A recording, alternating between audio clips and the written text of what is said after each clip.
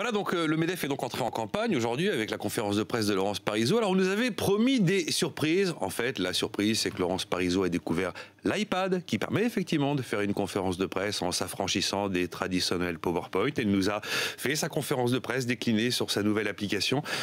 Au-delà de l'iPad, qui est véritablement la vraie nouveauté du jour, on se demande ce qu'il y a derrière. Alors j'ai bien sûr écouté la conférence de presse de Laurence Parisot et on est sur des sujets très classiques. D'ailleurs, quelqu'un à BFM Business disait aujourd'hui c'est Laurence Paris 2.0.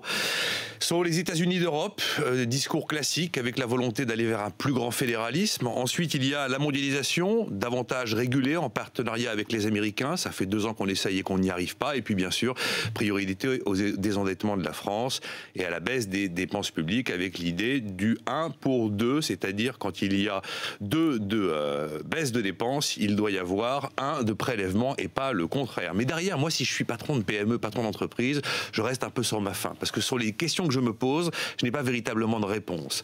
Qu'est-ce qui va être fait en matière d'amélioration du dialogue social dans l'entreprise et dans les PME ? Je ne sais pas. Qu'est-ce qui va être fait en matière de renforcement des liens entre les universités et les entreprises, car on a besoin de recherche fondamentale?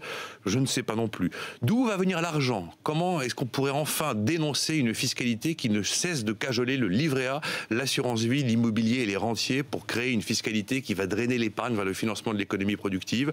Là aussi, je reste sur ma faim.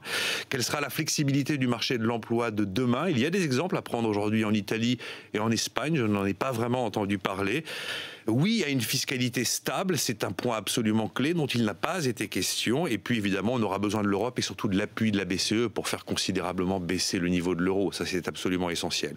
Donc à part l'iPad, je reste un peu sur ma faim sur cette conférence de presse de Laurence Parisot. Il y a quand même une phrase que je retiens et il est bon de le rappeler. Elle martèle le fait que l'Europe est aujourd'hui la première puissance économique du monde et ça, c'est vrai.